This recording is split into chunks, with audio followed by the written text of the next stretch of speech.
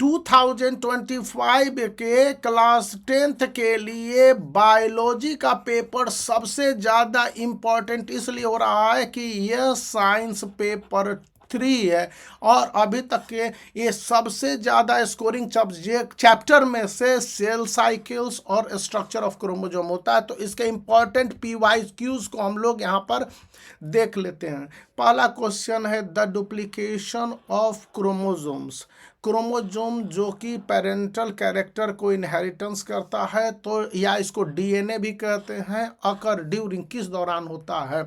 जैसे कि cell division का अलग अलग फेज है, तो ये होता है इंटरफेज में। आंसर भी आपको दिया हुआ है, इसीलिए आपको आसानी से समझ में आएगा। दूसरा है कि the nuclear membrane and the nucleolus reappear, दोबारा अपियर होते हैं जब सेल डिवीजन होता है। ड्यूरिंग, तो ये टेलोफेज का काम है। और यहाँ पर देखिए प्रोफेज है, एनाफेज है, फिर मेटाफेज है, फिर मिटोटिक एनाफेज है। तो यहाँ पर आपको ऑप्शन टेलोफेज है, और जो कि आपके यहाँ पर ऑप्शन में नहीं है। यहाँ पर देख लीजिए मिटोटिक एनाफेज के लिए आपको देखना चाहिए। इस तरह से क्वेश्चन का आंसर है, जिसको CISE ने एक्सेप्ट किया था। ये क्वेश्चन इसी तरह से कंफ्यूजिंग बोला आया था 2022 में, जब बोर्ड एग्जामिनेशन 2 बार हुए थे। मुझे याद है वो क्वेश्चन, क्योंकि मैंने अपने यूट्यूब चैनल पर वीडियो भी बनाया हुआ है। या उससे पहले भी एक बार 2017 या 18 में इस तरह के एरर आए थे, तो आपको इसको याद रखने हैं। फिर crossing over occurs, crossing over कब होता है, तो मियोसिस प्रोफेज के दौरान ही ये क्रॉसिंग ओवर होता है। तो ऑप्शन सी है, आप ऑप्शन सी भी लिखेंगे और मियोसिस फेज प्रोफेज भी लिखेंगे। यहाँ पर मैं एक और बात याद दिला दूँ कि आपको एग्जैक्ट आंसर मालूम होंगे, तो वहाँ पर ए वाला ABCD आपको नहीं लिखना है, बल्कि सीधे एग्जैक्ट आंसर लिख देना है। फिर क्वेश्चन नंबर 4 है क्रोमोसोम गेट अलाइंड। क्रोमोसोम जो इधर उधर बिखरे रहते हैं DNA, वो अलाइंड हो जाते हैं at the centre of cell, मतलब कि आप उसको कह दीजिए इक्वेटर से या इक्वेटोरियल लाइन से, जो भी टर्म हो जाते हैं। तो इसका ये कहलाता है मेटाफेज के दौरान ऐसा होता है। फिर आपके पास chromosome are attach to the spindle fibre. Spindle fibre पर कब वो अटैच्ड हो जाता है, वो या फिर उसको सेंट्रोमीटर कहलाते हैं।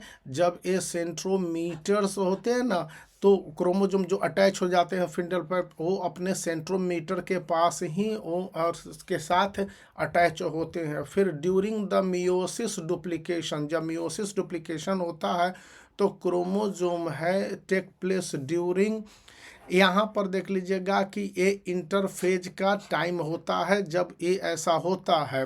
फिर आपके पास देख लेंगे how many cell will be produced if a cell division mitotically, या मिटोटिकली 4 टाइम्स, 4 गुना हो जाएगा। तो 4 गुना हो जाएगा, यानी 4 × 4 = 16।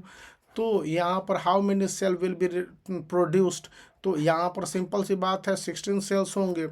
If single cell give rise to 32 cells, एक सेल आपको 32 सेल का राइज देता है बाय डिवीजिंग मिटोटिकली, तो आपको ये कहा जाएगा कि how many times it will undergo mitotic division. तो मिटोटिक डिवीजन में कितने बार आपको, या मिटोटिक कहा जाता है, लेकिन आप मिटोटिक डिवीजन ही पढ़िए।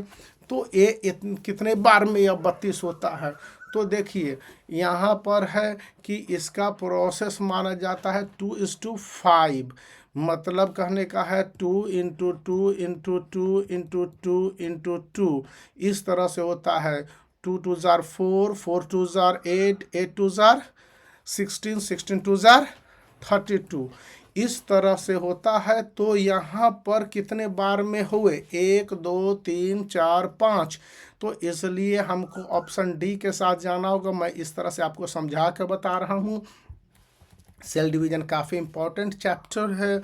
और इन हाउ मेनी सेल्स कहता है कि कितने cells the meiotic division take place, मतलब कि meiotic division if total number of pollen grains, जो भी होता है पोलन ग्रेन जिसमें मेल गैमेट होता है फ्लावर में, आफ्टर सिंगल डिवीजन आर 32, जब सिंगल डिवीजन 32 होता है। तो यहाँ कहता है कि कितने cell the mitotic division take place, mitotic division में होते हैं, if the total number of pollen grain male gamete है आफ्टर सिंगल डिवीजन 32 होता है। तो देख लीजिए यहाँ पर आपको कह रहा है कि हाउ मैनी सेल्स, कितने सेल्स है मिटोटिक डिवीजन टेक प्लेस, तो कितने होते हैं। तो देखिए 2 2 जार 4, 4 2 जार 8, 8 सेल ही होते हैं, इसलिए आपको बी ऑप्शंस के साथ जाना होगा। अब ये टोटल नंबर कितने थे सिंगल सेल में, तो आपको 32:5 होगा, यहाँ पर कंफ्यूजन नहीं होना है। फिर बोलता है कि chromatid of a chromosome are attached at a point, एक पॉइंट पर क्रोमोसोम जो क्रोमेटिड से अटैच्ड होता है वो कहलाता है सेंट्रोमीटर। यहाँ पर क्या कहलाता है, सेंट्रोमीटर। तो जब क्रोमेटिड ऑफ क्रोमोसोम अटैच होता है एक पर्टिकुलर पॉइंट पर तो उसको कहते हैं सेंट्रोमीटर। फिर सेंट्रोमीटर डिवाइड्स इनटू 2 ड्यूरिंग, सेंट्रोमीटर जब 2 पार्ट में बढ़ जाते हैं इसको एनाफेज कहते हैं। ये सब रटा हुआ चीज़ है या रटने वाले हैं लेकिन काफ़ी इंपॉर्टेंट है। The 2 cell formed at the end of mitosis contain, जब 2 सेल फॉर्म्ड होते हैं मिटोसिस के एंड में, ये क्या रखते हैं, तो ये रखते हैं same number of chromosomes as the original cell, original cell के तरह ये सेम नंबर ऑफ क्रोमोसोम्स रखते हैं। फिर equatorial plate is formed during, देखिए इक्वेटोरियल प्लेट कब फॉर्म होते हैं, जब अलाइन होने लगते हैं क्रोमोसोम, तो ये मेटाफेज, अलाइन होने के प्रोसेस में हो जाता है, इसको कहते हैं मेटाफेज। फिर कहता है which of the following cell will be diploid, diploid या डायप्लॉयड, तो यहाँ पर डायप्लॉयड होगा। कितने, which of the following cells, कौन से सेल्स होते हैं, तो ये मोटे तौर पर स्किन सेल्स होते हैं जो डायप्लॉयड होते हैं। क्वेश्चन नंबर 15 है, मैं थोड़ा सा जल्दी रिवीजन कर दे रहा हूँ क्योंकि कल आपका एग्जामिनेशन है। Among the statement given below select the most correct option associated with a cell, cell के साथ जो एसोसिएटेड है, तो यहाँ पर सबसे सही आंसर क्या है। तो ध्यान देने वाली बात है कि यहाँ पर पहला है स्मॉलेस्ट इंट्रिटी, जो सबसे छोटा पार्ट होता है लिविंग ऑर्गेनिज्म का वो तो सेल होता है, इक्वल्स सेल, इसमें कोई दो राय नहीं है, स्मॉलेस्ट लिविंग बीइंग लाइफ होता है। सेकंड होता है the structural and functional unit of life, यह भी है कि structural and functional unit of life cell है, यानी ए भी सही है बी भी सही है। तो बोथ ए एंड बी के कारण हम लोग ऑप्शन डी पर जाएंगे। अब यहाँ पर हम लोग देख लेते हैं कि G1 S and G2 phase, यहाँ पर G1 phase S and G2 phase are presented in which of the phase, किस फेज में प्रेजेंट होते हैं, तो ए इंटर फेज में प्रेजेंट होते हैं, G S A सारे इंटर फेज में प्रेजेंट होते हैं। देखिए synthesis phase in the cell cycle, cell cycle में जो सिंथेसिस फेज होते हैं इसको कहा जाता है, इसको in the cell is called, so ऐसा कहा जाता है because of synthesis of more, क्योंकि इससे ज़्यादा सिंथेसिस होते हैं, इसको हम लोग कहते हैं DNA। फिर यहाँ पर देख लीजिए, अब यहाँ पर karyokinesis and cytokinesis are the part of which phase of cell cycle, cell cycle के किस पार्ट में कैरियोकिनेसिस एंड साइटोकिनेसिस होता है, तो ये एम फेज में होता है। उसके बाद क्वेश्चन नंबर 19 देख लीजिए, cell division which helps in regeneration, वो रीजनरेशन करता है by keeping all the matrix cell, जितने भी मैट्रिक सेल हैं वो सिमिलर होंगे, किसके होंगे, मिटोसिस के, ये सिमिलर होते हैं। अभी तक हम लोगों ने 20 क्वेश्चंस के रिवीजन पर इतने फास्ट किए हैं और एक करेंगे तो MCQ गारंटीड है। 20. The nucleus and nuclear membrane start disappearing during which phase of the mitosis? Mitosis के किस फेज में न्यूक्लियस और न्यूक्लियर मेम्ब्रेन स्टार्ट डिसअपियरिंग होने लगते हैं? तो इसको हम लोग कहते हैं प्रोफेज। प्रोफेज के दौरान ऐसा होते हैं। फिर the chromosome are joint together at a point, एक पॉइंट पर क्रोमोजोम जो ज्वाइंट हो जाते हैं उसको कहते हैं सेंट्रियोमीटर। सेंट्रियोमीटर वो स्थिति है जहाँ पर ये ज्वाइन हो जाते हैं। फिर chromosome when present in the condensed form, chromosome जो कंडेंस्ड फॉर्म में प्रेजेंट होते हैं कंसिस्ट ऑफ क्या रखते हैं? 2 क्रोमेटिड, वह 2 क्रोमेटिड को अपने साथ रखते हैं। फिर centrioles radiate out 1 fine Miro tubular, तो कहता है कि जो centriole radiate out 1 micro tubular, तो फाइब्रिल्स कहते हैं। तो इसको आप एस्ट्रल रे एंड कॉल्ड, इसको एस्ट्रल रे कहते हैं। And move part from each other, एक दूसरे से अलग हो जाते हैं। टुवार्ड्स द अपोजिट पोल, और वो एक दूसरे से अलग होने लगते हैं। ये ऑब्जर्वेशन कब होता है? जब सेंट्रियोल रेडिएट करता है आपके पास और माइक्रो ट्यूबुलर फाइब्रिल्स के दौरान, और ये कहलाता है एस्ट्रियल रेस। तो ये और अलग भी होते हैं। तो जब आप इस क्वेश्चन को, जैसे कि मैं भी इस क्वेश्चन को नहीं समझा, आपने भी कुछ क्वेश्चन को नहीं समझा, तो क्वेश्चन को कम से कम दो बार समझने हैं और इसके इंपॉर्टेंट पार्ट को अंडरलाइन करके देखना है। फिर अब है ये प्रोफेज के दौरान नहीं होता है, टेलोफेज के दौरान भी नहीं होगा। अब एनाफेज और मेटाफेज होता है, तो हम एनाफेज के साथ जाएंगे। मेटाफेज के बारे में उस तरह से नहीं होता है सेंट्रियोल्स को लेकर। तो यहाँ पर इस तरह से भी हम लोग क्वेश्चंस के आंसर को देखेंगे। कभी कभी क्वेश्चंस इसी तरह से लेंदी दे दिए जाते हैं और आप इसको देखेंगे। इवन जब टीचर कंफ्यूज हो जाता है तो स्टूडेंट की बात क्या है एमसीक्यूज में, और एमसीक्यूज है एक क्वेश्चन सही 1 मार्क्स मिले, एक क्वेश्चन गलत 1 मार्क्स गए काम से। तो chromosome get aligned, chromosome aligned हो जाते हैं at the centre of the cell, cell के सेंटर में किस दौरान होते हैं? तो इसको मेटाफेज कहते हैं। मेटाफेज के दौरान वो अलाइंड हो जाते हैं। A phase is said to be reverse of prophase, prophase का रिवर्स होता है, इसको टेलोफेज कहते हैं। टेलोफेज प्रोफेज का रिवर्स होता है, एकदम उल्टा होता है। फिर देख लीजिए, the cell component visible only during the cell division, cell division के दौरान जो सेल के कंपोनेंट होते हैं दिखने लगते हैं, इसको क्रोमेटिन थ्रेड कहते हैं। यहाँ पर क्रोमेटिन आपका सही ऑप्शन है।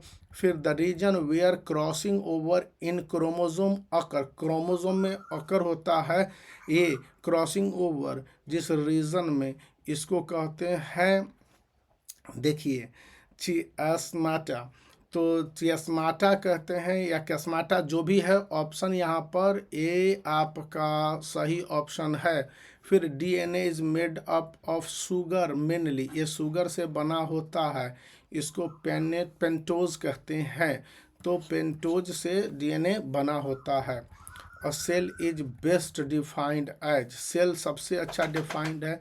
The structural and functional unit of life, यह है स्मॉलेस्ट पार्ट नहीं है इसलिए गलत हो गया। बॉडी पार्ट भी है लेकिन इसको बॉडी पार्ट के रूप में कंसीडर नहीं किया जाता है क्योंकि ये ऑर्गन नहीं ना बनता है, और ये टिश्यू को बनाने में काम करता है। तो can seen only under the microscope, ठीक है ये माइक्रोस्कोप से दिखता है लेकिन बॉडी पार्ट का इसको श्रेणी में नहीं दिया जाता है क्योंकि smallest and functional unit of life है। Structural starting point in the life of all organism, the starting point of life, इसको आप कैसे कह देंगे? ये स्टार्टिंग पॉइंट नहीं है, ये आपके स्टार्टिंग पॉइंट होने का कारण है। ये स्ट्रक्चर का फॉर्मेशन कर रहा है और जितने भी कारण है उसका फंक्शन कर रहा है, तो उस हिसाब से है। The pair correctly matched in regard to a cell organelle, cell organelle के रिगार्ड में जो पेयर करेक्टली मैच्ड होता है इन इट्स फंक्शन, इसको कहते हैं ribosome synthesis of protein, protein के सिंथेसिस से ऐसा होता है। और cell organelle found only in plant cell, plant cell में सेल ऑर्गेनेला पाया जाता है। तो इसको क्या कहते हैं, इसको प्लास्टिड कहते हैं। इसको क्या कहते हैं, जो सेल ऑर्गेनेला पाया जाता है प्लांट सेल में, इसको प्लास्टिड कहेंगे। The chromatin material is found formed of, chromatin material किस चीज से बना होता है, डीएनए एंड हिस्टोन्स से बने होते हैं। क्रोमेटिन मटेरियल्स हैं डीएनए और हिस्टोन्स से बने होते हैं। The term chromosomes literally means, chromosome का मतलब क्या होता है, क्रोमोजोम का मतलब होता है कलर्ड बॉडीज। क्रोमोजोम्स का लिटरल मतलब कि ये शाब्दिक अर्थ या लिटरेचर में इसका क्या अर्थ होता है, यहाँ पर मैं वैज्ञानिक अर्थ की बात नहीं कर रहा। The number of chromosomes in certain type of cell division, particular type के सेल डिवीजन में जो क्रोमोजोम के नंबर हैं आधे हो जाते हैं। तो ये जो जिस तरह का सेल डिवीजन होता है इसको कहाँ कहते हैं, या ओवरी और टेस्टिस दोनों जगह होता है, किसी एक जगह नहीं होगा। जब क्रोमोजोम के नंबर होते हैं सेल डिवीजन में हाफ हो जाते हैं। अब कहता है in which one of the following option the stage of mitosis have been given in correct sequence, correct sequence में कौन से सही ऑप्शन है, प्रोफेज, मेटाफेज, फिर टेलोफेज हो गया, गलत हो गया, प्रोफेज, मेटाफेज, एनाफेज। ये आपके पास सही हुआ क्योंकि अंत में टेलोफेज दिया हुआ है।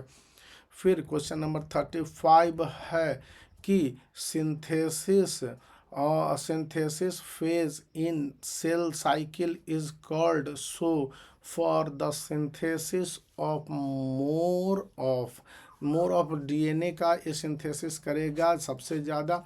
यहाँ पर है क्वेश्चन नंबर 36, फास्ट एकदम आपको रिवीजन है क्योंकि ये फास्ट है, सुपर फास्ट रिवीजन होगा। Which is the true of eukaryotic chromosome, तो यूकैरियोटिक क्रोमोजोम जिसमें कि बहुत ज़्यादा जीन होते हैं या जीन का कन्वेंशन इसमें होता है और ये जीन रखते हैं, तो यहाँ पर बी ऑप्शन सही है। At metaphase a chromosome consist of 2 unit cell, metaphase में क्रोमोजोम होते हैं 2 यूनिट रखते हैं, इसको क्रोमेटिड कहते हैं। इसको क्या कहते हैं, क्रोमेटिड थ्रेड कहते हैं। The chromosome which has centromere near the end is called, chromosome जो कि सेंट्रोमीटर होते हैं एंड द एंड, इसको क्या कहते हैं, एक्रोसेंट्रिक इसको कहते हैं। इसको क्या कहते हैं, acrocentric. Double helical structure of DNA was given by, इसको वाटसन एंड क्रिक ने डबल हेलिक स्ट्रक्चर ऑफ डीएनए दिया था, तो इसका श्रेय वाटसन एंड क्रिक को जाता है। फिर in DNA helix complementary pairing is always between, किसके बीच में होता है, ए एंड टी के बिटवीन होता है। In DNA helix complementary pairing is always between A and T. फिर यहाँ पर है कि synthesis phase in the cell division is also is called so because of the synthesis of more, किस चीज़ का सिंथेसिस होता है, यहाँ पर देखेंगे तो synthesis phase in the cell cycle is called so because of DNA, DNA के कारण होता है। After mitotic cell division of female human cell will have, female human cell के 54 प्लस एक्स क्रोमोजोम होते हैं, फीमेल में XY होते ही नहीं, तो ये गड़बड़ हो गया। केवल X और केवल Y भी नहीं है, तो इस आधार पर ये आप चले जा सकते हैं। 43 2 डॉटर सेल फॉर्म्ड होते हैं ड्यूरिंग मिटोसिस कंटेन, और ये जब मिटोसिस के दौरान जो सेल डिवीजन है 2 डॉटर सेल फॉर्म्ड होंगे, तो ये क्या कहलाएंगे, the same amount of DNA but set a set of chromosome different from those of the parent cell. नहीं, सेम होंगे, ये डिफरेंट नहीं होंगे, ये सेम होंगे from those of the parent cell. The same amount of DNA and the same set of chromosome those of the parent cell. Parent cell से same set होंगे, इसलिए केवल सेट वाला बात नहीं चलेगा, इसलिए बी ऑप्शन सही है। फिर ड्यूरिंग टेलोफेज, टेलोफेज के दौरान क्या होता है, टेलोफेज के दौरान न्यूक्लियस मेम्ब्रेन फॉर्म होता है, न्यूक्लियोस अपीयर होता है, एस्ट्रल रेज अपीयर होता है, या आप स्ट्रक्चर कर सकते हैं। तो ये सभी ऑप्शन सही होने के कारण डी को आप टिक कर दीजिए। फिर मियोटिक डिवीज़न कहाँ पर होता है, देखिए मियोटिक डिवीज़न होता है ये रिप्रोडक्टिव सेल में आपके हो जाते हैं। फिर cytokinesis is the division of cytoplasm, cytoplasm का डिवीजन साइटोकिनेसिस कहलाता है। फिर अभी इसी तरह का क्वेश्चन एक ऊपर भी आया था, आप देख लेंगे रिवीजन के दौरान कि G1S and G2 R phase present in, तो इसको इंटरफेज में हम लोग रखते हैं, तो इस बात को याद रखेंगे। फिर duplicated chromosome are joint at a point term, duplicate जो क्रोमोजोम होते हैं वो ज्वाइन होते हैं एक पॉइंट पर, उसको सेंट्रोमीटर हम लोग कहते हैं। ठीक है, अब देख लीजिए यहीं तक एक था, अब यहाँ पर द एंड हो गया, तो आप इसके लिए लाइक कर सकते हैं, चैनल को शेयर कर सकते हैं और सब्सक्राइब करना याद रखें। Bye for